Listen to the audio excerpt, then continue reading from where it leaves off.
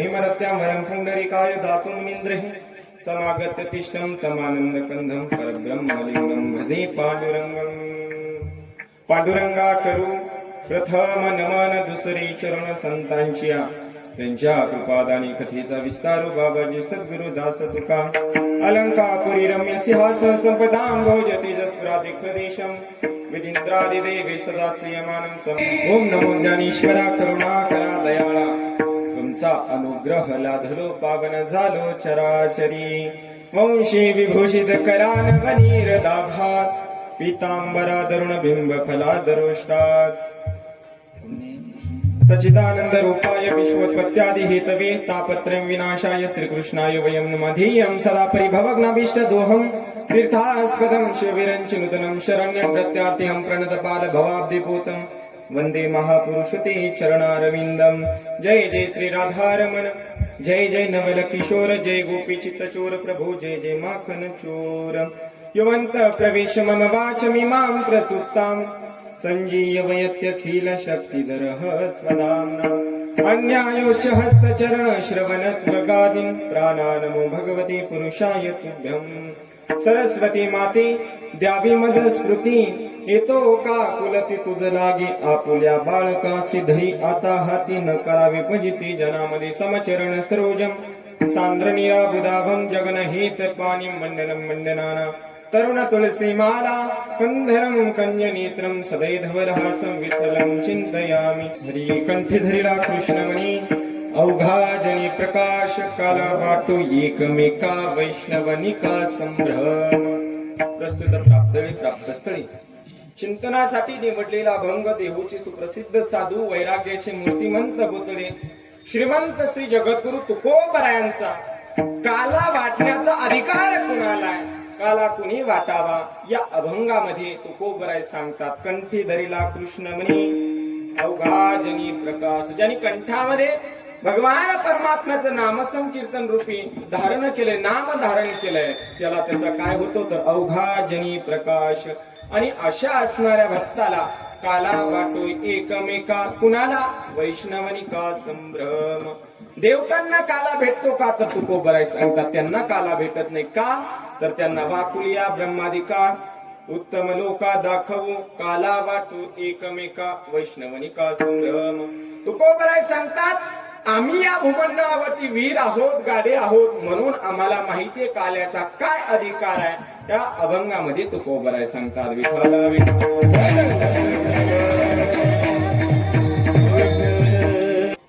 कथा ही आनंद देणारी कथा असते। संतांनी आम्हाला सांगितले बाबा देवाची कथा तुम्ही श्रवण केली पाहिजेत, मग कीर्तन श्रवण नाही केलं पाहिजेत का? नाही, आमची महाराष्ट्रातली संस्कृती अशी आहे, या महाराष्ट्रामध्ये कीर्तन परंपरा देखील तितकीच महत्वाची आहे। आणि या महाराष्ट्रामध्ये त्या ठिकाणी भागवत कथा तितकीच महत्वाची असो। श्री गोकुळनिवास गोशाळा ट्रस्ट भाकरवाडी यांच्या अंतर्गत 108 कथेचा संकल्प, पण त्यामध्ये मला वाटतं 24वी कथा आपल्या या गावामध्ये अहो भाग्यानं काहीतरी पूर्वजन्माच्या पुण्याईनं या गावामध्ये ही कथाचं आयोजन झालंय।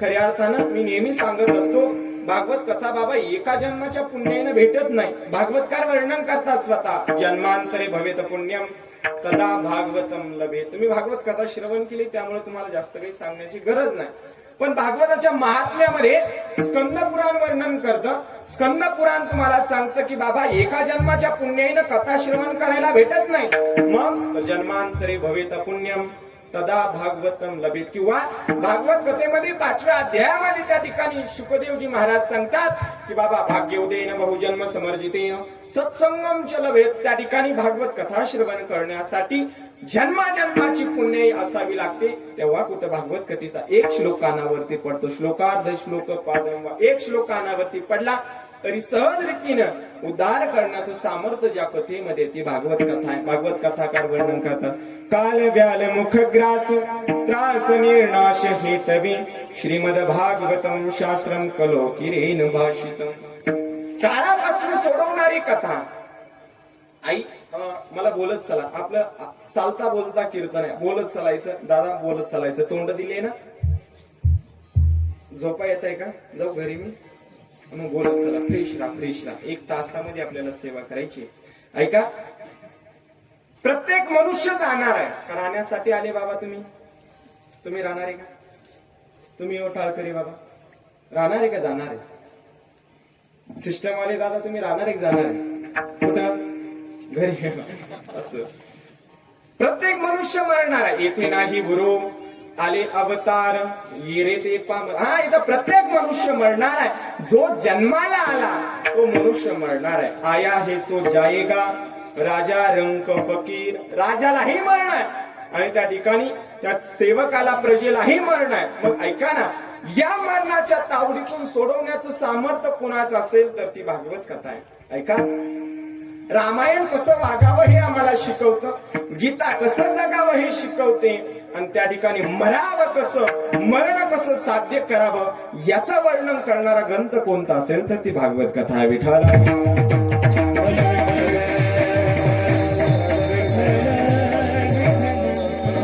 सांगता आई काजी तुम्ही भक्त भागवत,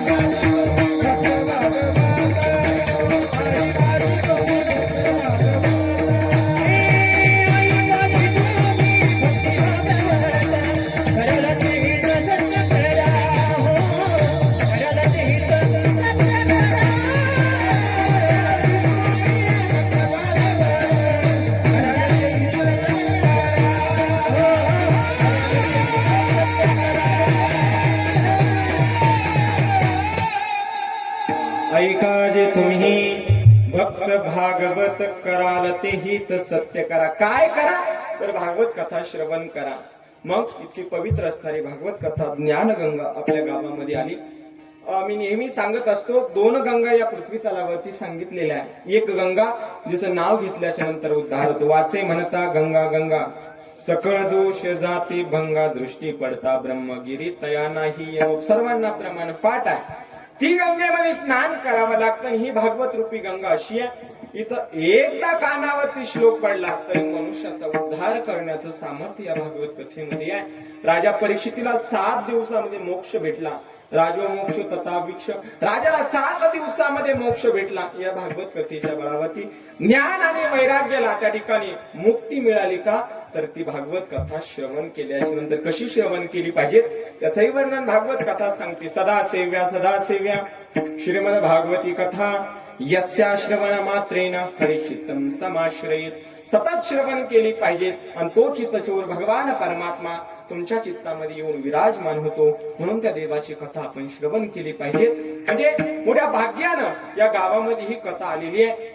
म्हणून द्यावे तितके धन्यवाद ज्यांच्यामुळे ही गंगा आपल्या गावामध्ये आली, ज्ञानगंगा आपल्या गावामध्ये आली.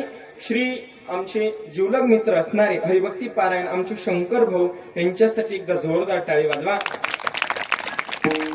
तुकोबाराय सांगतात की बाबा, देवाची कथा ज्या अर्थी गावामध्ये होते ना, गाव तर पवित्र होतं पण तो पंचकृषीत सुद्धा त्या ठिकाणी पवित्र पावन करण्याचं सामर्थ्य या कथेमध्ये आहे. म्हणून ही ज्ञानगंगा आमच्या शंकर भाऊमुळं आपल्या गावामध्ये आली. खऱ्या अर्थानं भगवान परमात्मा माझी राधाराणी त्यांना अशीच सत्कार्य करण्याची बुद्धी माझा भगवान परमात्मा देव. आणि 108 कथेचा संकल्प अगदी सुंदर संकल्प आहे. आणि संकल्प असा असला पाहिजे, आहे की नाही? सत्य संकल्पाचा दाता नारायण. भगवान परमात्मा मनोरथ पूर्ण करत असतो, फक्त काय संकल्प सत्य असला पाहिजे. म्हणून द्यावे तितके धन्यवाद आमच्या शंकर भाऊंना. 108 कथाचा संकल्प आहे आणि 24वी कथा आपल्या गावामध्ये आली. त्या कथेला साथ करण्यासाठी जे 7 दिवस ही गुणीजन महाराज मंडळी आपल्या गावामध्ये उपस्थित होते, त्यांचा परिचय तुम्हाला माहितीच असेल, पण मलाही त्या ठिकाणी परिचय करून द्यावा लागेल. माझ्यासोबत आलेले आमचे गुरुवरी असणारे रामेश्वर बाबा श्रीदार या ठिकाणी उपस्थित आहे, त्यांचे देखील धन्यवाद आहे. आवाजाचे जादूगार श्री हरिभक्ती पारायण श्री जी डॉकीज फेम आमचे दीपकजी बाबा ते 7 दिवस आपल्या गावामध्ये उपस्थित होते, त्यांचे देखील धन्यवाद आहे. महाराजांसोबत आलेले आमचे गणेश दादा उत्कृष्ट मृदुंग वादक आहे, दादाचे धन्यवाद. त्याचप्रमाणे मृदुंगाची साथ करण्यासाठी अगदी गोड मृदुंग दादाच आहे. दादांनी 7 दिवस या ठिकाणी पेडही वाजवला. गोड असणारा स्वभाव असणारा आचरण शुद्ध असणारी सर्व महाराज मंडळी आपल्या गावामध्ये आलेली आहे. कारण गावाला एक सात्विक गुणीजन मंडळी भेटणं ही दुर्लभ सांगितलेले शास्त्राने. त्याचप्रमाणे आमचे अभिषेक दादा या ठिकाणी उपस्थित आहे, दादाचे देखील धन्यवाद. त्याचप्रमाणे या ठिकाणी आमचे बाबासाहेब दादा ते देखील या ठिकाणी उपस्थित